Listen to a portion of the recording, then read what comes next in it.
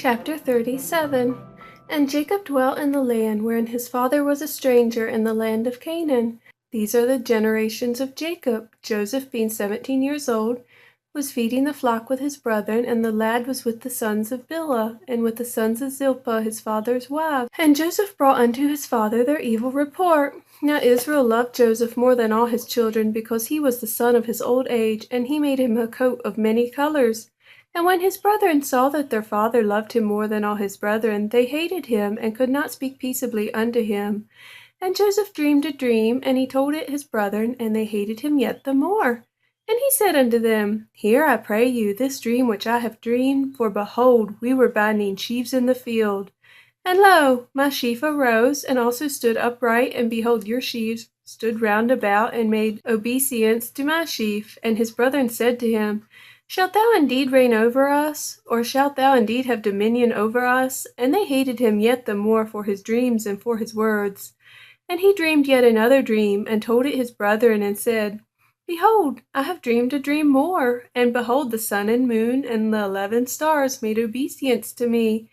And he told it to his father and to his brethren, and his father rebuked him, and said unto him, What is this dream that thou hast dreamed? Shall I and thy mother and thy brethren indeed come to bow down ourselves to thee, to the earth?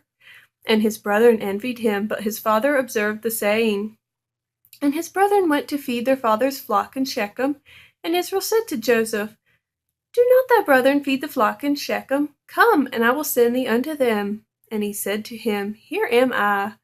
And he said to him, Go, I pray thee, see whether it be well with thy brethren, and well with the flocks, and bring me word again. So he sent him out of the vale of Hebron, and he came to Shechem. And a certain man found him. And behold, he was wandering in the field, and the man asked him, saying, What seekest thou?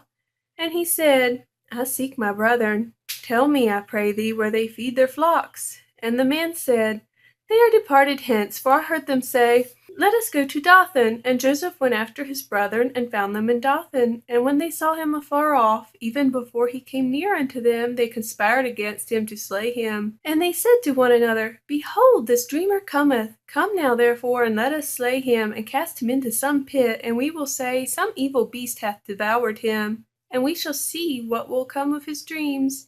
And Reuben heard it, and he delivered him out of their hands, and said, Let us not kill him. And Reuben said unto them, Shed no blood, but cast him into this pit that is in the wilderness, and lay no hand upon him, that he might rid him out of their hands, to deliver him to his father again. And it came to pass, when Joseph was come unto his brethren, that they stripped Joseph out of his coat of many colors that was on him. And they took him and cast him into a pit, and the pit was empty, there was no water in it. And they sat down to eat bread, and they lifted up their eyes and looked, and behold, a company of Ishmaelites came from Gilead with their camels, bearing spicery and balm and myrrh, going to carry it down to Egypt. And Judah said unto his brethren, What profit is it if we slay our brother and conceal his blood? Come, let us sell him to the Ishmaelites, and let not our hand be upon him, for he is our brother and our flesh. And his brethren were content. And they were passed by Midianites, merchantmen, and they drew and lifted up Joseph out of the pit, and sold Joseph to the Ishmaelites for 20 pieces of silver, and brought Joseph into Egypt. And Reuben returned unto the pit, and behold, Joseph was not in the pit, and he rent his clothes. And he returned unto his brethren, and said, The child is not, and now whither shall I go? And they took Joseph's coat, and killed a kid of the goats, and dipped the coat in the blood. And they sent the coat of many colors, and they brought it to their father, and said, This have we found. Know now whether it be thy son's coat or no.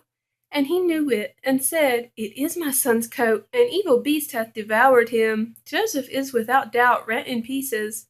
And Jacob rent his clothes, and put sackcloth upon his loins, and mourned for his son many days. And all his sons and all his daughters rose up to comfort him. But he refused to be comforted. And he said, For I will go down into the grave unto my son mourning. Thus his father wept for him. And the Midianites sold him into Egypt unto Potiphar, the officer of Pharaoh's, and the captain of the guard. Chapter 38. And it came to pass at that time that Judah went down from his brethren, and turned into a certain Adullamite, whose name was Hira. And Judah saw there a daughter of a certain Canaanite, whose name was Shaul. And he took her, and went into her, and she conceived and bare a son, and he called his name And she conceived again and bare a son, and she called his name Onan. And she yet again conceived and bare a son, and called his name Shelah. And he was at Chezib when she bare him. And Judah took a wife for his firstborn, whose name was Tamar.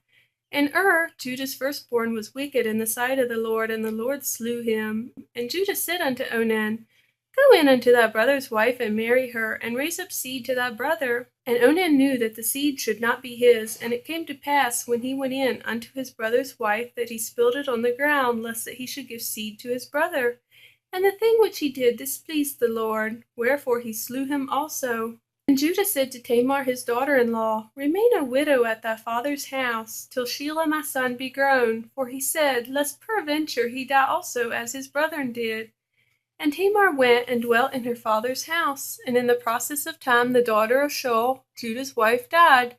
And Judah was comforted, and went up unto his sheep shears to Timnath, he and his friend Hira the Adullamite. And it was told Tamar, saying, Behold, thy father-in-law goeth up to Timnath to shear his sheep. And she put her widow's garments off from her, and covered her with a veil, and wrapped herself, and sat in an open place, which is by the way to Timnath. For she saw that Shelah was grown, and she was not given unto him to wife.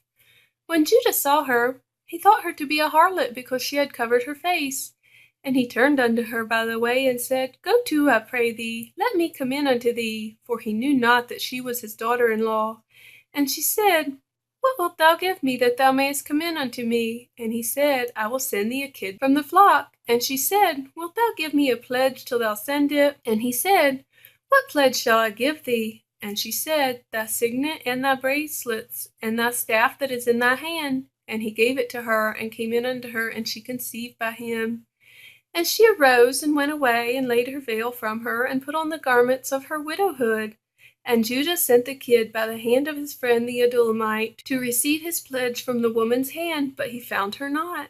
Then he asked the men of that place, saying, Where is the harlot that was openly by the wayside? And they said, There was no harlot in this place. And he returned to Judah, and said, I cannot find her. And also the men of the place said that there was no harlot in this place. And Judah said, Let her take it to her, lest we be shamed. Behold, I sent this kid, and thou hast not found her. And it came to pass, about 3 months after that, that it was told Judah, saying, Tamar thy daughter-in-law hath played the harlot, and also, behold, she is with child by whoredom. And Judah said, Bring her forth, and let her be burnt. When she was brought forth, she sent to her father-in-law, saying, By the man whose those are am I with child. And she said, Discern, I pray thee, whose are these, the signet and the bracelets and staff? And Judah acknowledged them, and said, She hath been more righteous than I, because that I gave her not to Shelah my son. And he knew her again no more. And it came to pass in the time of her travail, that, behold, twins were in her womb. And it came to pass, when she travailed, that the one put out his hand. And the midwife took and bound upon his hand a scarlet thread, saying, This came out first.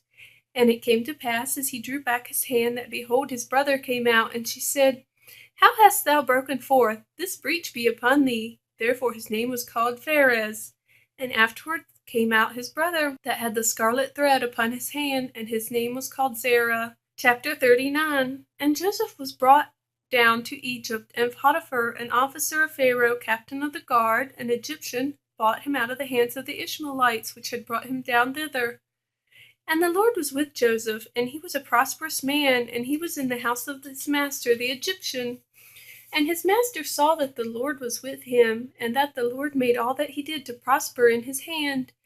And Joseph found grace in his sight, and he served him, and he made him overseer over his house, and all that he had he put into his hand. And it came to pass, from the time that he had made him overseer in his house, and over all that he had, that the Lord blessed the Egyptian's house for Joseph's sake.